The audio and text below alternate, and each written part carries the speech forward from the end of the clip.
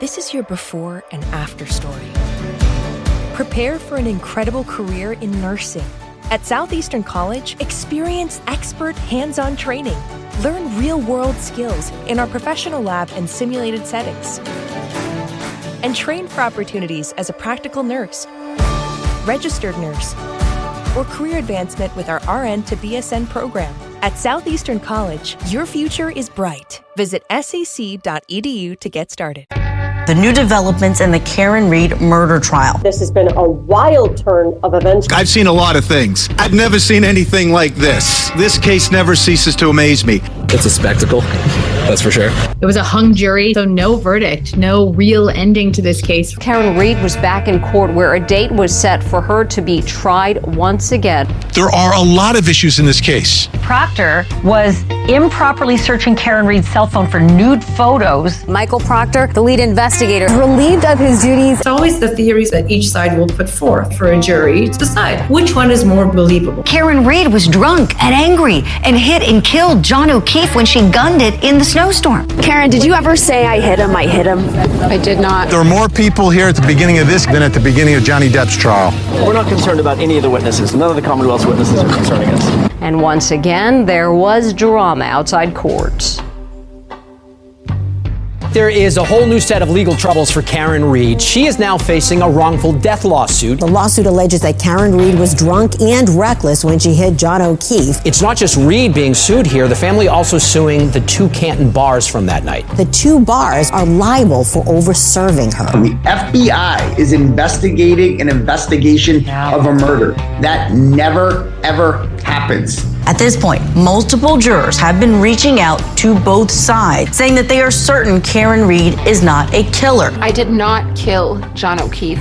I've never harmed a hair on John O'Keefe's head. We're looking at arm injuries with scratches. We're not looking at tire tracks. There are 17 jurors, and they are coming and going with a police escort. The investigation wasn't thorough. This can't be good for the prosecution moving forward. I just hope justice is served for either one, whatever it is, you know. The fate of her life is not in her hands anymore. It's not in the hands of her attorneys. It's not in the hands of the prosecutor. It's in the hands of the jury now.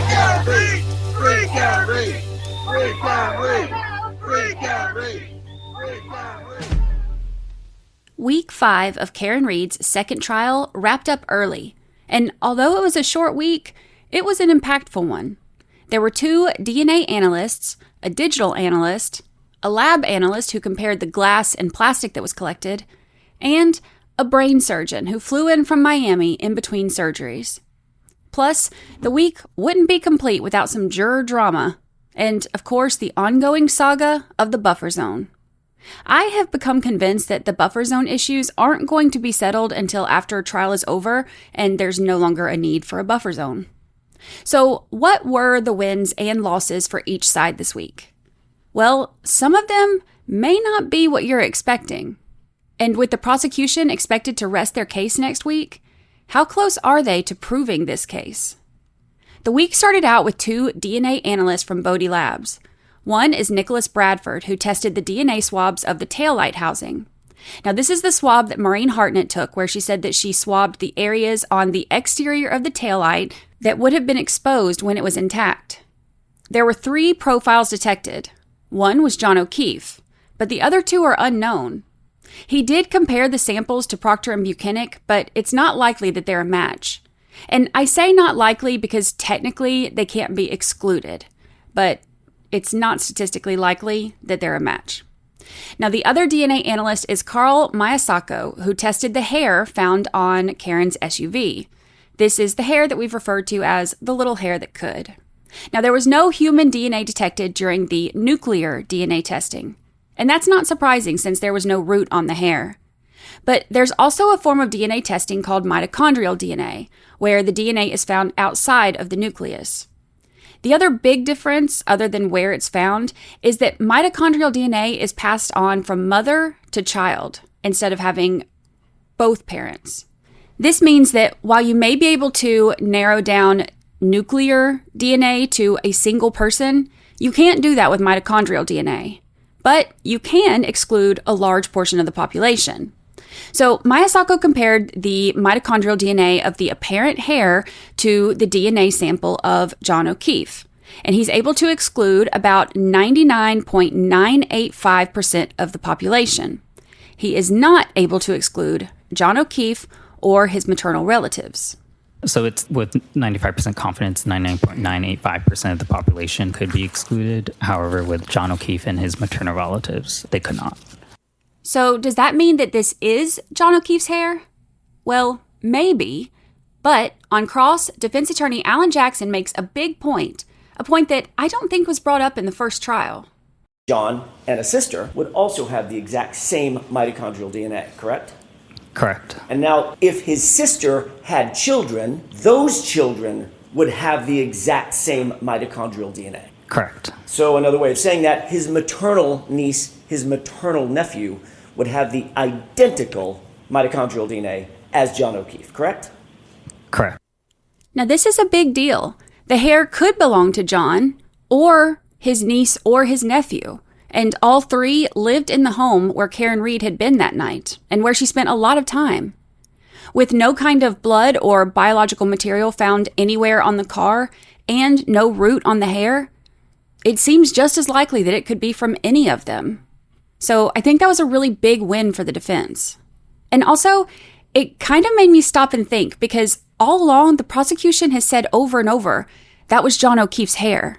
I don't think it's actually been pointed out that it could have been any of their hairs until this cross-examination. Definitely a big moment for the defense. Massachusetts State Police Crime Lab analyst Christina Hanley also took the stand this week. Now, this is tedious testimony for a couple of reasons. Hanley compared the glass that was found in different places at different times, and the testimony basically consisted of her calling it out by item numbers, which can get confusing. For example, instead of saying the piece that Proctor found in the road didn't match any of the glass from the bumper, she would instead say something like, item 7-14 was found to not be a physical match to item 3-2 and was inconsistent in physical and instrumental properties of items 3-3A and 3-3B. It's not as easy to comprehend, and look, my brain just doesn't comprehend information in that way. But don't worry, I'll give you all the simplified conclusions for those of you who need it like I do. Now, Hanley tested the glass pieces first for a physical match, as in these pieces fit together like a puzzle with this other piece. And she also did microscopic and instrumental analysis of some of the glass to see if it was the same type of glass, possibly from the same source. So there are 4 item numbers that she included. The first is that base of the cocktail glass that was found in the yard at 34 Fairview.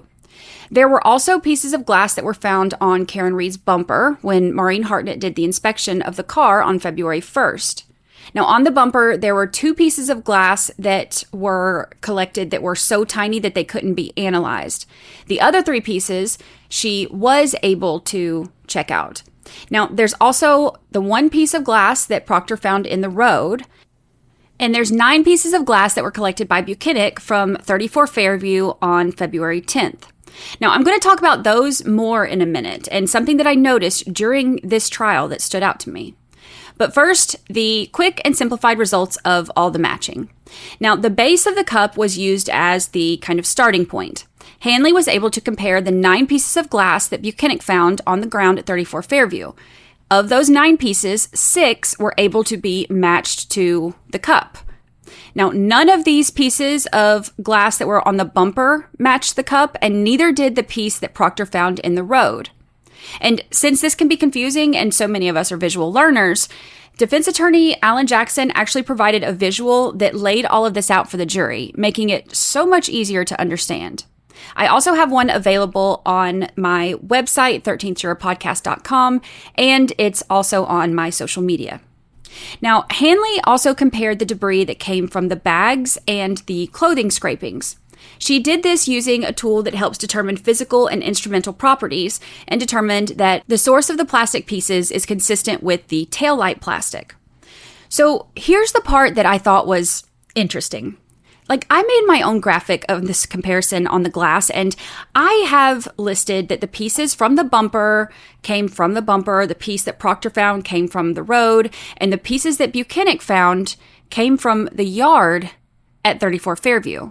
Now, I'm pretty meticulous with my notes, so if I take the time to do a visual for some of this testimony or evidence, I usually make sure that I double check it, because who likes to be wrong about things? But on Tuesday, when Lally was questioning Hanley, he asked her about the pieces that Buchanan found being from the road, not the yard. Those items were recovered from 34 Fairview Road. And is it your understanding they were recovered from the street or the roadway outside of that residence? It just says recovered from 34 Fairview Road. Now, I noticed it when he said it, but thought, well, maybe it was just a mistake. But the following day, when Hanley was back on the stand, he said it again, but this time in a way that wasn't a question. It was more like slipping incorrect information in there for the jury. Did you also do a physical match analysis between item 3-2, the drinking glass, 7-12, pieces found from the roadway, and certain pieces from 3-3 from the bumper of the vehicle? So I went back and checked to see if my notes were somehow wrong. But sure enough, Buchanan explains on day 12 where the pieces came from that were collected on that day. They were all in the general area where the other pieces had been located. It was on the left side of the lawn, near the flagpole, between the road and the home. So I can't help but wonder why Lally keeps trying to say it's from the roadway. It doesn't seem like just a mistake, because he's trying so hard to make the jury think that it was in the road. He brought it up twice now, 2 days in a row. And given the tactics that the Commonwealth has used in this trial up to this point, I don't have much faith in the integrity of their actions. It's something for us to definitely pay attention to, especially when we hear from the crash reconstructionist. I'm curious during that testimony if anything comes up about the glass. One of the questions that has been asked before is how that glass ended up in the yard beside him. So it's definitely something we'll pay attention to. There are only 2 other witnesses that we heard from this week. One whose education includes graduating summa cum laude from Yale Medical School, and the other whose education ignited a media firestorm that may or may not have overshadowed the rest of his controversial testimony. We'll be right back after this. I care a lot about my teeth, and I make sure to take good care of them. But going to the dentist has not always been a good experience for me. I have a very busy schedule, so trying to take time to actually go to the dentist office is not easy, and no matter what time I make my appointment for, I feel like I always end up waiting for extended periods of time in the waiting room, and then there's another long wait once I'm taken back there. And even the simplest of appointments turns into an all-day affair. But my smile is important to me, and it's important to me that I protect it, preferably without the hassle of these long wait times. If you're a part of the 30% of Americans who grind their teeth, then your smile needs protection too. And there's no better solution than Remy's custom fit night guard. Both dentists and teeth grinders recommend Remy because a custom fit night guard is the best way to protect your teeth. And Remy is 80% less than the dentist and way easier. Here's how it works. You receive the impression kit straight to your door. Remy gives you step-by-step instructions to get your perfect impression. They even have a video that you can watch to make the whole thing super easy. Remy ships you your custom fit night guard made in the US in Las Vegas. You get your night guard back and you start protecting your teeth. And you can do all of this without waiting in long lines at the dentist. The best part is Remy is so confident that you'll get a perfect fit that they offer a 45-night perfect fit guarantee or your money back. No waiting rooms, no overpriced bills, just a better way to protect your teeth while you sleep. Try Remy risk-free at shopremy.com/brandy and use code BRANDY to get up to 50% off your night guard at checkout. That's 50% off at shopremi.com/brandy with code BRANDY. Thank you, Remy, for sponsoring this episode.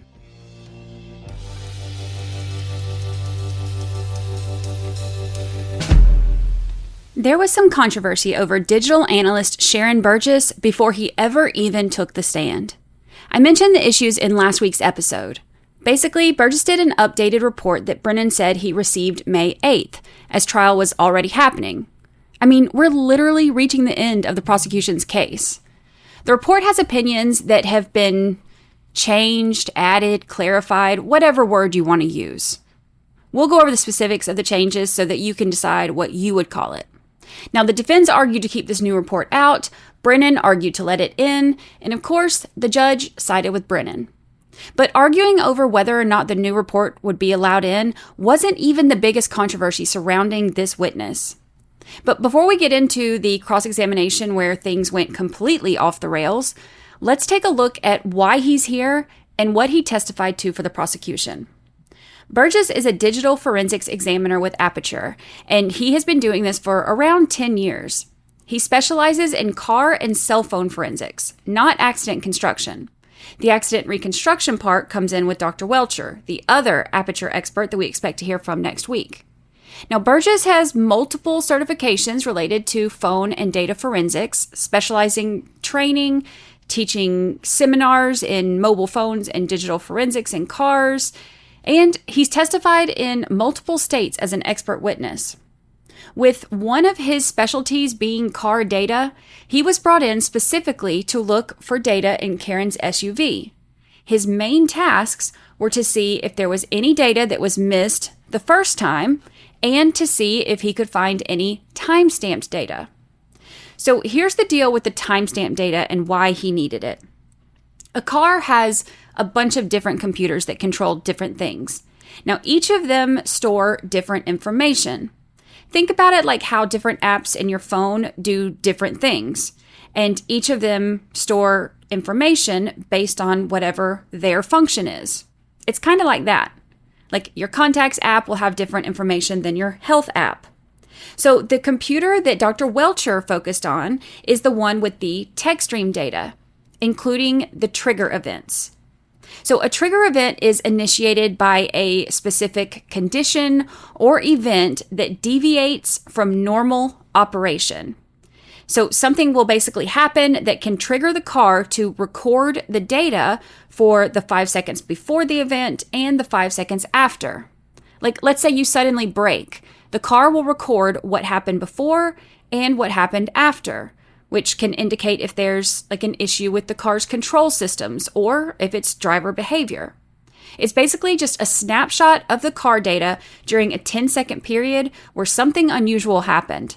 And it can be used to understand what was happening with the car or for diagnostic purposes or sometimes to reconstruct events. This, of course, is why the crash reconstructionist would be so interested in this. But the text stream data is not time-stamped. The only time associated with it is the amount of time that has passed since the car was turned on when the event occurred. It's basically like a stopwatch. So you can look at these events and say, oh, this happened 18 minutes after the car was turned on. But you can't look at it and say, oh, this happened on January 29th at 12:30 a.m. So how can they figure out the actual date and time? Well, they would need a power on event or something like that that has an actual timestamp. And that is part of what Burgess was hoping to help with. Okay, so this is a lot of technical info. So I'm going to give the very simplified version for all the non-techies listening. Having the way oversimplified version of it often helps me follow along with the more in-depth breakdown of it later, because then at least I know what I'm listening for. So here's the non-techiest version that I can give you. Dr. Welcher is the accident reconstruction guy from Aperture. Burgess is the digital data dude. Their roles are separate but connected. So Welcher looked at that text stream data and those trigger events, and the prosecution wanted to be able to associate those with an actual date and time. Now, there was nothing in the original chip-off data that had any kind of time-stamped information. So Burgess comes in and basically just looks for any missing data.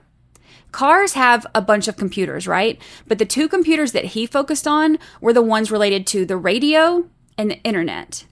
Now, the radio and internet computers usually have some kind of user data, like phone contacts that show up when you connect your phone to the car, or data on which devices you connect to the car, like if your phone or your spouse's phone or your kid's iPad is connected to it. Now, that information is stored in those computer chips. But Burgess said that there was none of that data in the original chip-off. So he thought, okay, well, either the chip that keeps all of that information was overlooked, or they got that chip but then didn't download it all or read it all for some reason.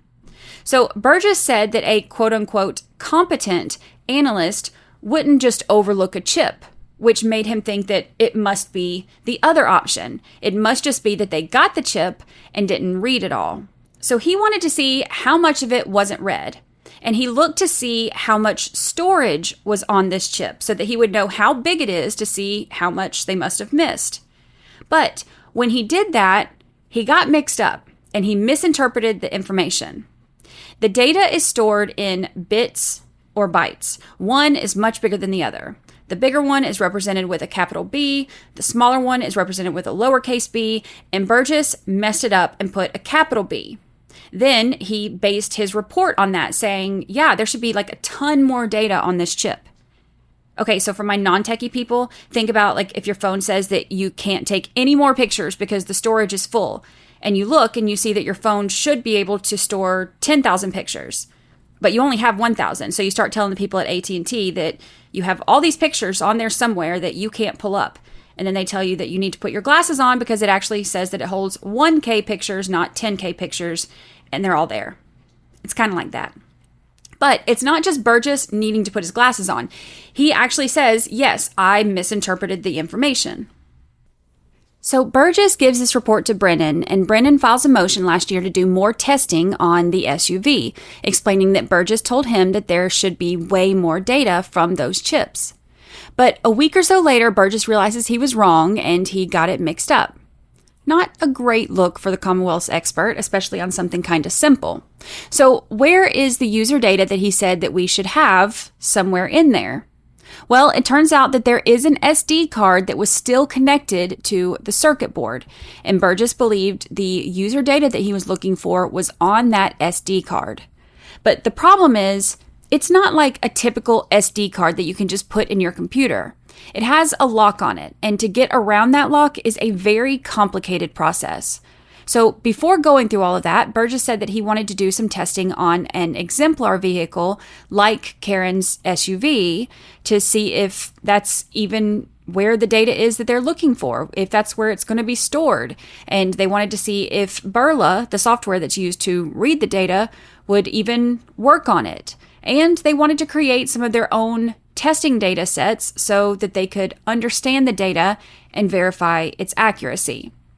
So they set up 2 cameras in this car, this exemplar car. Now, one of those cameras faced the infotainment screen, and one faced forward. And the cameras were synced together and recording timestamps and interactions. For example, if they opened the door or turned the car on or off, kind of messing with different things on the infotainment center. Basically, everything they did was recorded and timestamped so that they could see how it all worked. The only issue, well, maybe one of the issues, is that the exemplar car wasn't the exact same software as Karen's SUV, so they tried to get it as close as possible. Another issue is the clocks. Through their testing, Burgess said that the ignition comes on and then there's a 3-second delay before the infotainment center powers on. And he has this PowerPoint on the screen to demonstrate the timestamps on this, which, remember, is the most important part of doing all of this. They need the timestamps. But there's a problem. Let me ask you something about the clocks while we're here. You see a local time on there? Yes, I do. Is that local time measured by a particular clock system? Sure. So that's measured by our reference equipment. So we're using what's called VBox equipment to capture these videos. So here, that local time is actually UTC time. So it's not actually local time for this area. So that could be a little, that could be an error in how that's reporting. But essentially what we're seeing is the infotainment system is powering on at that exact time of 21:48:08. So he says the time that they're displaying is an error, but he says that he's able to use their testing to determine when the car comes on through the clock anyway. Basically, in the raw data, there's a timestamp for when the infotainment screen comes on, and he says that that screen comes on 3 seconds after the ignition is turned on. So he says that is how he can tell when the car is started.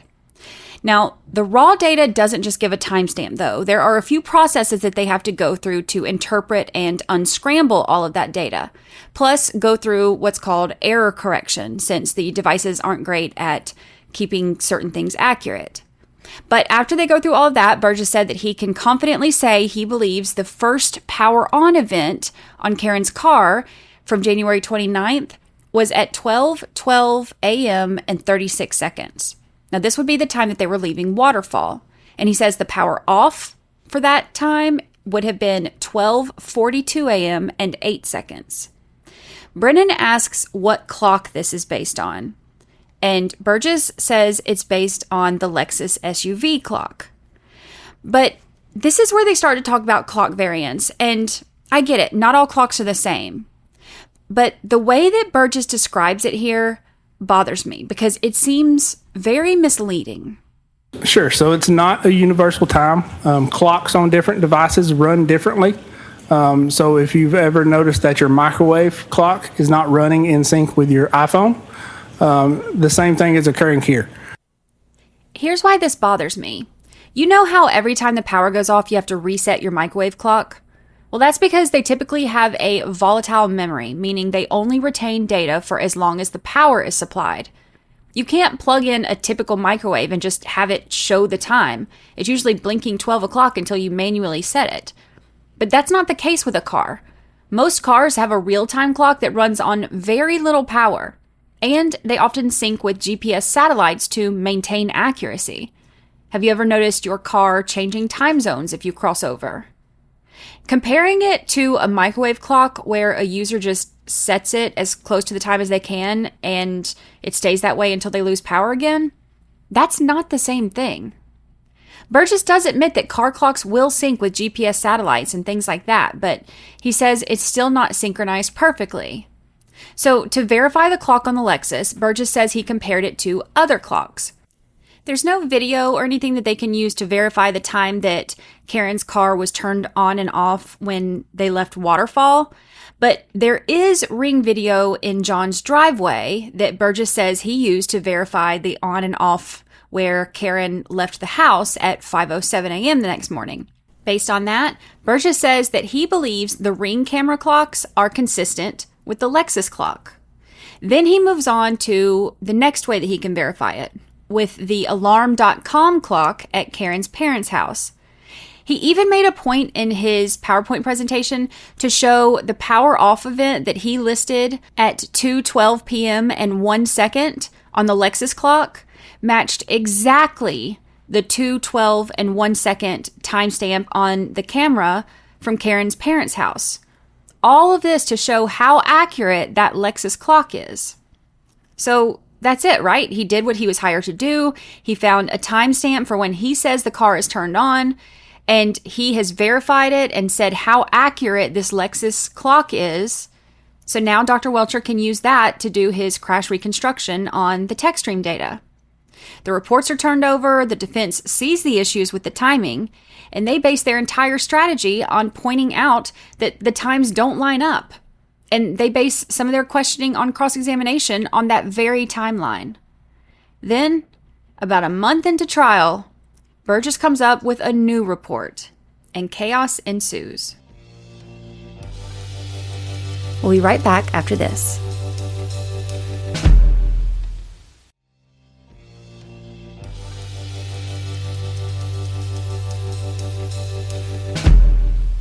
Digital analyst Shannon Burgess was asked to find data from Karen's SUV with any timestamps, and he was able to do that and corroborate it, turning in his report explaining how he did it and how he says he verified the times, down to the second. So, what changed? Why did Burgess come during the middle of trial with a new report and new conclusions? Burgess said that he saw the defense's experts report about attempting to synchronize the two clocks, and he thought that it was misleading. So he, on his own, decided to do some further study about the difference in the clocks and attempted to synchronize them himself. Burgess said he looked at the text stream events that Welcher was focusing on, and he compared the time of those based on the timestamps that he came up with before, and compared it to the data from John O'Keefe's phone. He wanted to synchronize the clock on the Lexus with the clock on John O'Keefe's phone, and he said that he could do that by identifying a shared event recorded on both systems and aligning the timestamps.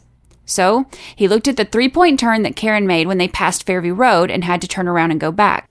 Burgess said the time when the speed, direction, and location data on John O'Keefe's phone suggests that they are making the 3-point turn, the timestamp is between 12:23:38 and 12:24:07. Burgess says that the clock on the Lexus would show the 3-point turn ending at 12:23:38. And therefore, he says that the Lexus clock is 21 to 29 seconds behind the phone, which now allows for the times in Aperture's reports to line up with the time of Whiffin's reports exactly. Meaning the time difference will no longer show that John O'Keefe was on his phone after they're saying that he was struck by the car. So with that, the prosecution is done with their questions, and it's Alessi's turn to question the witness. He walks through a line of questioning confirming that what Burgess does is in the field of forensics, meaning it's going to be used in court. So everything has to be reliable, honest, and accurate. Credibility and honesty are fundamental components of reliability. And with that, Alessi asked Burgess about confirmation bias. Confirmation bias is selectively gathering and interpreting information to confirm your belief, while pretty much neglecting evidence that contradicts it. He also asked Burgess about anchor bias, where you prioritize information that supports your initial impression, even when it's incorrect or when it's unknown whether or not it's correct, and you still sort of just anchor into it. Having these types of biases when analyzing the data can lead to incorrect conclusions. And the reason Alessi brings it up, he says that Burgess called this case a homicide in his report before he even did his testing. Now, the implication here is clear. If you have already decided it's a homicide before you even finish your testing, are you actually looking for answers? Or are you looking for evidence that can support what you already decided? Reliability and credibility are incredibly important with expert witnesses, and bias can be a very important part of determining credibility in a witness. Another key factor in that is having accurate and truthful credentials. And this is where the cross-examination pretty much went off the rails. So Burgess is an expert that works for Aperture. If you pull up Aperture's website, you can find him there. This is how attorneys and potential clients can find him to hire him. Now, under the education section of Shannon's expertise on the website, he's listed as having a bachelor's degree. If you click on the link to take you to his CV or curriculum vitae, which is basically an extensive resume for experts, it says he earned this degree in 2022. But there's also a link to his LinkedIn, the professional networking platform designed for career and business professionals to connect and find jobs, and for clients, like, for example, the Commonwealth of Massachusetts, to find private sector firms, like, for example, Aperture, so that they can hire experts like Burgess. Now, Alessi had a screenshot of the page and asked Burgess if it was a true and accurate representation of his LinkedIn. And Burgess said, that's his page, but there's an error regarding the education. But there's more to this. LinkedIn sends notifications when someone views your profile, and Shannon confirmed that he does get those notifications.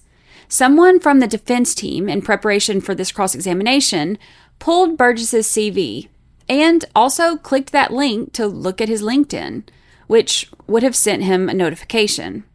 Now, this testimony was done on Monday. The defense had to have accessed it sometime either on or maybe right before the weekend. And it looks like the notification that they sent may have sent out a little warning, because within 72 hours, that link that sent you from the Aperture bio on the website to his LinkedIn was disabled. Now, going back and forth about all of this, y'all, it goes on for a while. But here's the problem. The CV that Burgess handed in to the court for this trial says he is currently pursuing his bachelor's degree. The CV from his website says he earned one in 2022. His LinkedIn says he earned one in 2018. And a CV that was turned in for another trial that he was testifying in as an expert said he earned one in 2024. But that's not all. The bachelor's degrees are all different.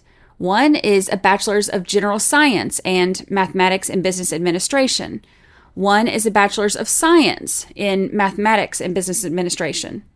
One is a bachelor of science in applied mathematics and scientific computation. And Alessi points out that at least one or two of these don't even exist.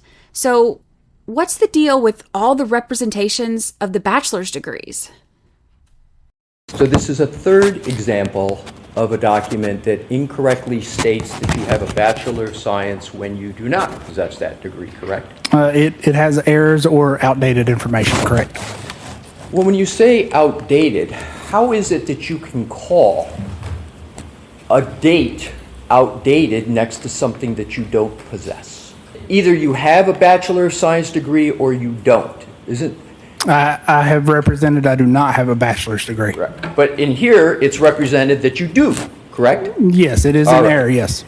So he says it's an error and he's still pursuing his bachelor's degree. But Alessi asks him a little bit more about that. Sir, do you recall when you started pursuing a Bachelor of Science degree of any kind? Sure, I do, around 2008. If I did the math correctly, sir, you've been pursuing a Bachelor of Science degree for 17 years, correct? That is correct. And you have not obtained it as you sit here today? That is correct.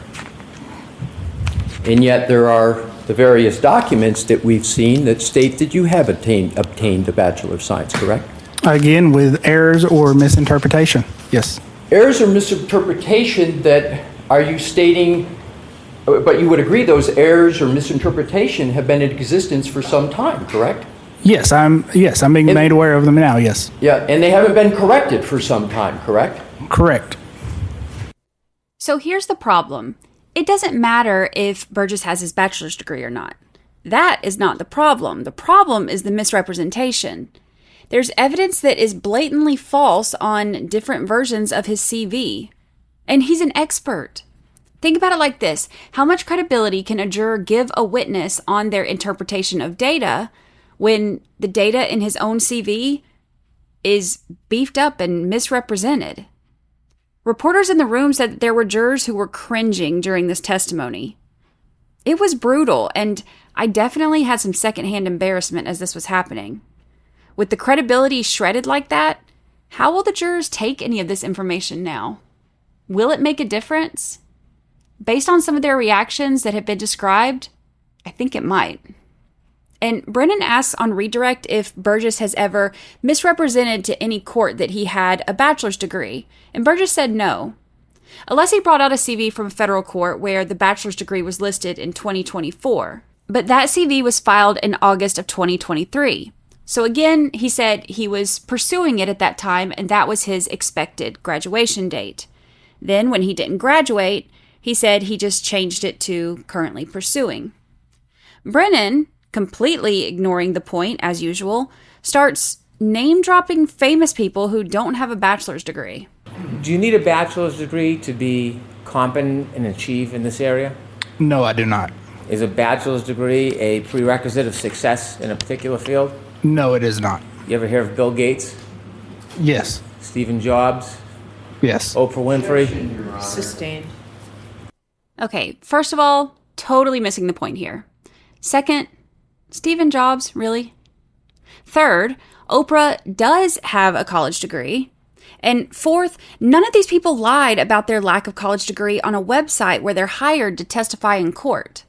And also, Brennan knows this isn't the point. He's trying to make it the point so that he can focus on how you don't need a degree so that everyone will ignore the fact that if you don't need one, there was no reason to lie about having one.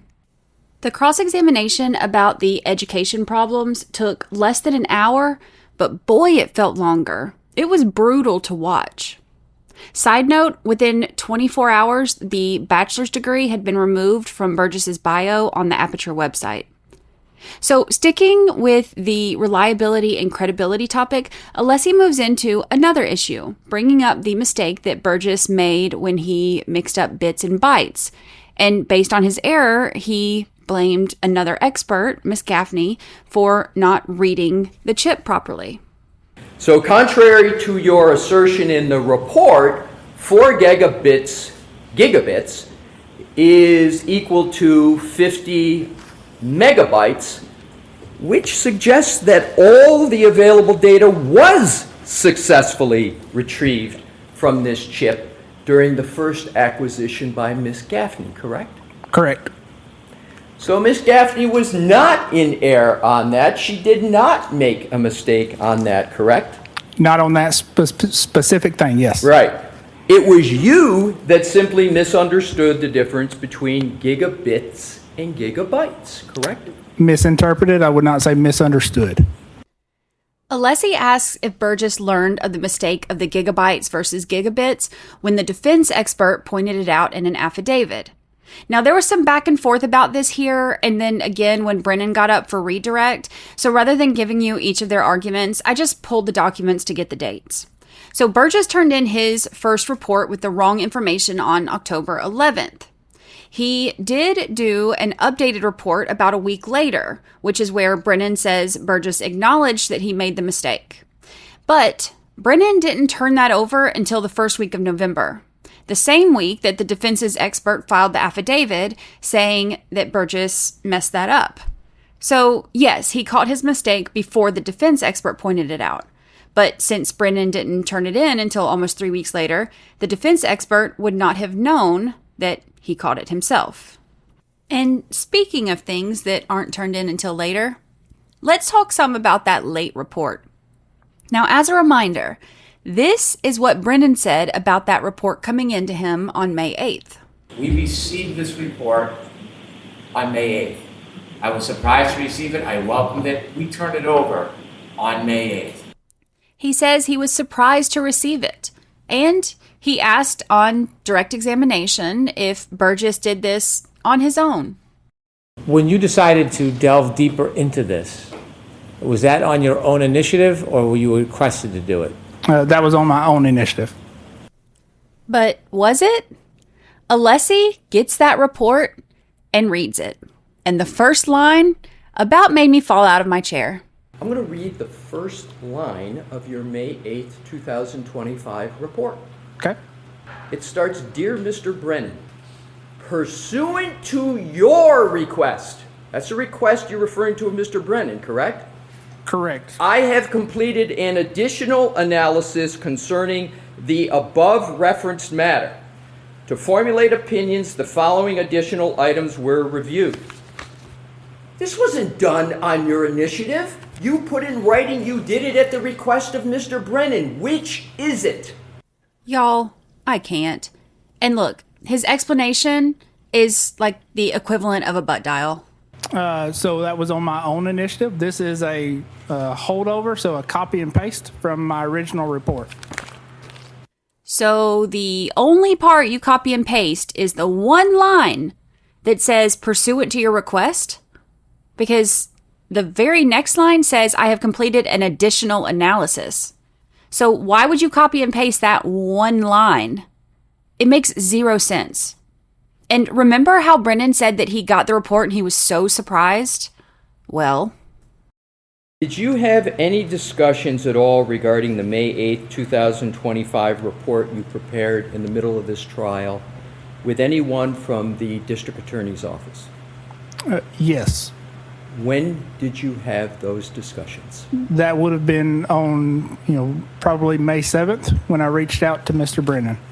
Alessi seems to have the same reaction I did, because he slowly asks Burgess about this timeline, making sure he heard him right. And sure enough, he says yes, he contacted Brennan. Brennan, who was so surprised on May 8th to get this report. and he contacted him to tell him he was sending the report. Alessi asks what they talked about. What was that discussion about? That was just the discussion over the data and what the report said.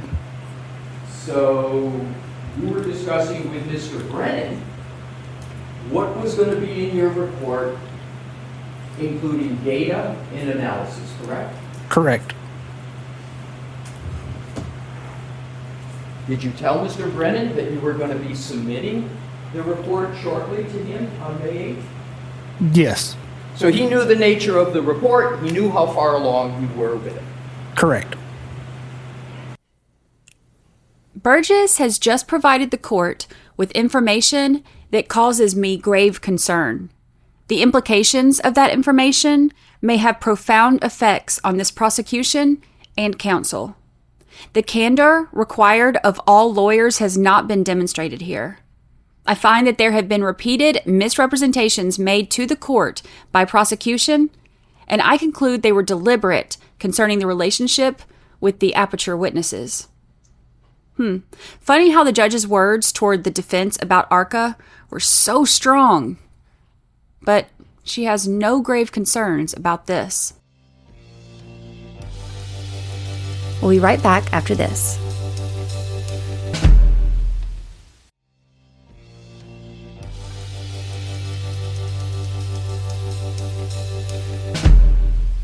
Obviously, turning over a report mid-trial isn't normal. How many times in your career, sir, have you submitted a supplemental or amended report in the middle of trial? This would be the only one that I recall. So this is the only time. How many years have you been doing this? Approximately 10 years. And so approximately 10 years, this is the first time you've submitted a amended supplemental report in the middle of a trial. A supplemental report, correct. So why the new report? And what's different? Well, the report that Burgess turned in on January 30th of this year included a general timeline, but Alessi points out that it didn't use the word collision, which is important to the defense since they're arguing that there was no collision, and it also included absolutely nothing about the timing of the text stream data. Burgess knew that Welcher was going to be using the information that he gathered to come up with the time for these trigger events, but Burgess himself didn't do any analysis on those. He says that when he saw the defense expert's PowerPoint presentation, he originally thought that he would just address that in testimony. But then as he was preparing for testimony, he said he decided that he needed to better address it in a supplemental report. Alessi asks Burgess who he talked to before he started this report, and he said nobody. But then 12 seconds later, we found out that he did talk to Tully and also to Dr. Welcher. And then, of course, before he submitted the report, he talked to Brennan. Now, Alessi asks him if he kept his first report purposefully vague by merely noting that there was a clock skew without actually engaging in any further analysis. But he says no. Then Alessi asks him about the reports of Ian Whiffen and the presentation of Dr. Welcher and how those clocks don't line up. When Alessi asks him about Dr. Welcher's presentation and the mention of the text stream event 1162-2, Burgess again says it's a misunderstanding. You use the parlance text stream trigger. Dr. Welcher uses infotainment trigger, but it's 1162-2. You both use 1162-2, correct? Correct, and I think that may be a misunderstanding of how he's worded it. Well, Your Honor, I'd actually move to strike that. There's another misunderstanding Alessi brings up when he points out that Burgess's timeline that he says is accurate down to the second is actually the wrong date. He has it listed as January 30th instead of January 29th on his presentation. But despite the things that he has been wrong on, he says that he has concerns about things that he says the defense expert is wrong on. But his explanation of why is a little odd. He says that the defense expert based his clock variations on a lot of data points, but he doesn't think that his math is accurate because the clock variance of two clocks may be different at, say, 12 o'clock in the day versus 1 o'clock in the day. That part I didn't really get. I don't know how that would make a difference on the defense expert's report, but not his. But also, he says that there are data points that the defense expert compared that he thinks should have been left off. He disagrees with the time that he says the 3-point turn ends, and he didn't agree with the final conclusion that there is always interaction with John's phone after the end of that trigger event. He also says he has concerns about the opinion because it's misleading, which is ironic given his CV. But the final big point for the defense was that there were 30 trigger events on that car, all caused by different things, but none of them show a collision. It would need a lot more than just that trigger event to show that. As you sit here today, none of the information in that black box that you referred to on your direct testimony indicates that there was a collision on January 29th, does it? Not by itself. Not by itself. Correct.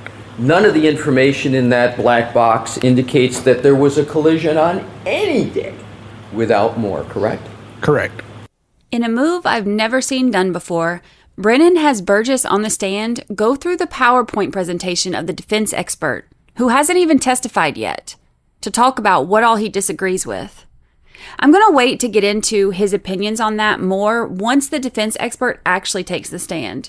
We can compare it then. Now, our final witness of the week is Dr. Isaac Wolf, a brain surgeon from Miami who flew in to testify between brain surgeries. And look, this was a great witness to have on the stand after the credibility and education issues of the last one. Dr. Wolf graduated Yale Medical School summa cum laude, meaning with highest honors. It's usually the top 1 to 5% of the class, and it requires a GPA of 3.9 or higher. And Dr. Wolf is there for one specific reason. Brennan wants him to give his opinion on the injury to John O'Keefe's head being the result of falling back, not being hit by something in the back of the head. Here are the wins for the prosecution with this witness. Dr. Wolf gives the opinion that John O'Keefe fell back and hit his head on the ground. He says you can tell that because of the injuries. If you're falling back, the acceleration takes you down with gravity. As the head hits the ground, it causes the brain to move forward when you hit, because hitting the ground kind of smashes the skull, and then there's this spinal fluid inside of there, so your brain basically shifts forward. He says this is also a classic blunt trauma laceration, which basically means it's something not sharp that didn't pierce the skin. And Brennan asked if this damage could have been caused by something ridged, which has been a theory of the defense. And Dr. Wolf didn't say no. He said not necessarily. So he left that one kind of open for the defense, but he did say that he would expect to see a depressed skull fracture if John had been hit over the head with a weapon, and he said he didn't see that. Now, as far as the raccoon eyes, Dr. Wolf said that there were orbital fractures in John O'Keefe, and the blood leaking through those orbital fractures can cause those swollen black and blue eyes.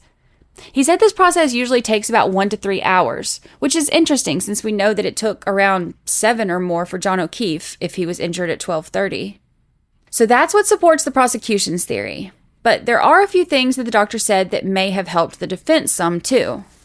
Very frequently, patients that are drunk fall down on ice sidewalks and could develop, lacerations in their head, epidurals, which are blood clots above the dura because they fracture a bone in the temporal area and they can get a bleed from a fractured artery. And it happens when people are shoveling snow and have a heart attack and fall backwards. So there are various ways that people fall, resulting in head injuries and lacerations to their forehead or to different areas of their head. Remember, the defense is focusing on this not being a collision, and everyone was out drinking. So giving the option of something like this happening from being drunk and falling down is actually a win for the defense because it goes toward a reasonable doubt argument. Now, on cross, Alessi kept it very brief. There were only 2 main points that he wanted to make. One is that Dr. Wolf is a brain surgeon, but he's not a pathologist. And 2, the eye laceration to the front of John O'Keefe's eye is not included in the injury to the back of the head meaning something else had to have hit his eye. He didn't just fall backwards. Now, there's one thing that I can't help but think about, and I know the jury won't understand this because they didn't see the first trial, but Dr. Stonebridge, the neuropathologist from the medical examiner's office, hasn't been called during this trial. When the medical examiner, Dr. Scorty Bello, testified, she mentioned the brain being sent to Dr. Stonebridge to examine it closely and issue a more detailed report. And Dr. Stonebridge actually examined John's brain, and she's triple board certified. She's a forensic pathologist, general pathologist, and neuropathologist. She's like so qualified to testify on this. So why isn't she? Interestingly, Alessi also asked Dr. Scorty Bello about Dr. Stonebridge, and Dr. Scorty Bello agreed. She's incredible and very qualified. He also asked Dr. Scorty Bello if it would be proper to have a brain surgeon conduct an autopsy to determine the injuries to the brain. Would you want a neurosurgeon to be conducting a death investigation? To be performing an autopsy? No. So you wouldn't want a neurosurgeon to perform an autopsy? No. Because you don't believe they're qualified to do so, correct? I don't believe they've had the appropriate training to perform an autopsy. Interesting point. Now, it wouldn't be a week in the Karen Read trial without some juror drama, and this week we definitely had some. Now, there have been reports of a few jurors that have been kind of giggly at certain times, especially during some of the more ridiculous testimony. But Wednesday, the day started out with a juror issue, and Bev addressed them as soon as court got started. Good morning, jurors.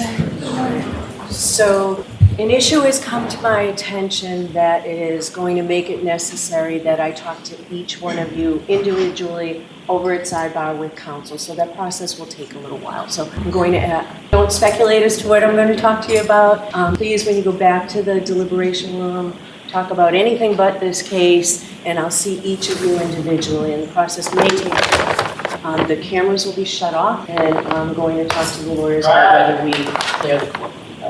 No filming. All right, send you back and we'll send you back individually. Thank you very much. It took about an hour and a half for her to talk to each juror individually. And when court came back, reporters said that 2 of the jurors had swapped seats. One of them was apparently one of the jurors who had been giggling. But it was a man and a woman, and one seat was nearest the witness stand and the other was in the back row. When they came back, their seats were swapped, but we still somehow have all 18 jurors at the end of week 5, which is impressive, given how crazy and how long this trial has been so far. And finally, an order was issued this week for emergency requests for review regarding the buffer zone. There were 3 emergency requests filed. Petitioners say the police unlawfully applied the buffer zone order to restrict their activities outside the courthouse. So the petitioners request that the court invalidate the buffer zone in its entirety. The court declines to do that for reasons given in the original buffer zone order. All of this really comes down to whether or not the activities at issue here were intended to interfere with the administration of justice or intended to influence any judge, juror, witness, or court officer in the discharge of their duties. So, first up, Tommy CPU. He's a Karen Read supporter and has a YouTube channel where he films other Karen Read supporters in the buffer zone. Police removed Tom from an area across the street where he was peacefully filming the courthouse exterior. The order finds that there's nothing about his conduct that shows any intent to disrupt or interfere with the administration of justice. And there's nothing that says he was being noisy, let alone protesting or interfering with anything or anyone at all. So, it is ordered he did not violate the buffer zone. One of the other petitions is for Jason Grant. It said that police did not permit Grant to stand across the street from the courthouse while holding an American flag and a sign displaying a Bible verse. The order says that Grant's conduct is a little closer of a question. It reads, quote, "Certainly waving an American flag and displaying a Bible verse about freedom may be intended as acts of patriotism and religious expression. Such conduct gives the court pause, however, in the context of the Reed trial, where some members of the public are passionate and vocal about their desire to, in their words, free the defendant. In addition, Grant's location, across the street from the courthouse, and apparently just outside the Norfolk County Registry of Deeds, which houses the grand jury, the jury pool, and probation and other superior court offices, was ill-advised because, in the court's view, that area may fall within the scope of courthouse property where all demonstrations are prohibited under the buffer zone order. Nevertheless, assuming that Grant was not on courthouse property but within the buffer zone, the court finds no violation of the buffer zone order because the record does not show that he was acting in a manner suggesting that he intended to interfere with the administration of justice or influence a trial participant. So, for Tom CPU and Jason Grant, it is ordered that they did not violate the buffer zone, but the other petitions are denied, as in they're not getting rid of the buffer zone. And the third petition was for Erica Walsh. She's the one that I mentioned in one of the previous episodes that got arrested for trespassing while on a public sidewalk across the street from the courthouse because she was wearing a sweatshirt that said, "Criminals Control Norfolk County." So the order says that Walsh stands on different footing. In the context of everything going on with the Karen Reed trial, which has generated some public sentiment against Norfolk County officials, it says that wearing a sweatshirt stating "Criminals Control Norfolk County" while across the street from the courthouse demonstrates an intent to interfere with the administration of justice and influence the Karen Reed jury. It says that because Walsh was standing in close proximity to the courthouse within the line of sight of trial participants while wearing a visible message criticizing participants from Norfolk County, including law enforcement officers, prosecutors, and the court itself, that Walsh's conduct was directed toward interfering with the administration of justice and influencing a judge, juror, witness, or court officer in the discharge of their duties. So the judge ruled that Walsh did violate the buffer zone order and that her First Amendment rights were not violated. That's it for week 5. The prosecution is expected to rest their case this upcoming week. And we're supposed to hear from Dr. Welcher, the new crash reconstructionist, who is supposed to be able to explain to us how they now say this collision happened. Tuesday, when we go back to court, it will be trial day 21. Last year, the prosecution rested their case on day 29. It's been a very different prosecution this time around. And we expect the defense to be quite different as well. We're getting closer to the finish line, but we still have a long way to go. My name is Brandy Churchwell, creator of 13th Juror Podcast. If you're enjoying it, please leave us a review on Apple Podcasts and Spotify, and share this episode with your friends. For more information, photos, and episode guides, visit our website at 13thjurorpodcast.com.